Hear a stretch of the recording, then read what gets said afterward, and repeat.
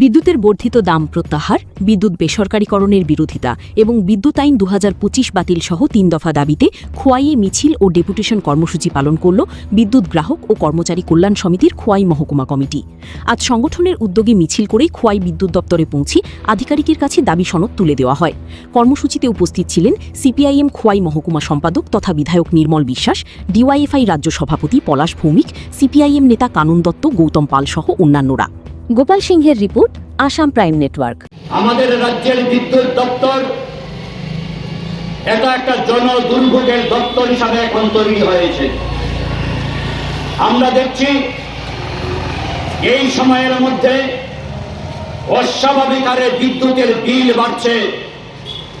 আজ থেকে ৩ মাস আগে যে পরিবার ৪০০ টাকা ৫০০ টাকা বিদ্যুতের বিল দিয়েছেন, আজকে সেই পরিবারকে বিদ্যুতের বিল দিতে হচ্ছে ১০০০ টাকা ১২০০ টাকা।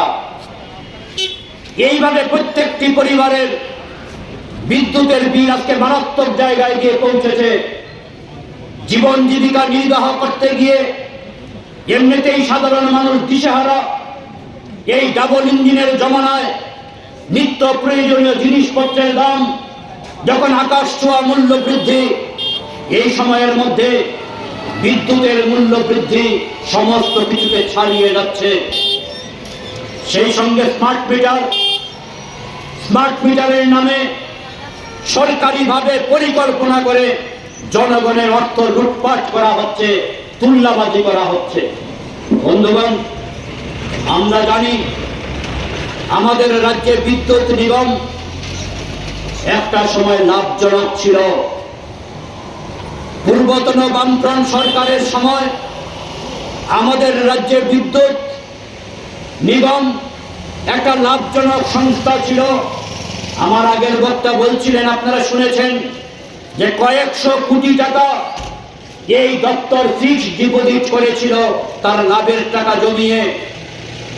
এবং সেই সময় এই বিদ্যুৎ নিগমে ভালো পরিমাণে ইঞ্জিনিয়ার এবং কর্মচারী ছিলেন। যত দিন যাচ্ছে ইঞ্জিনিয়ার কর্মচারীর সংখ্যা কমছে, নিয়োগ নেই। দপ্তরটা, এই নিগমটা সেখানে কর্মচারী সংকটে ভুগছে, ম্যান পাওয়ার কমে যাচ্ছে।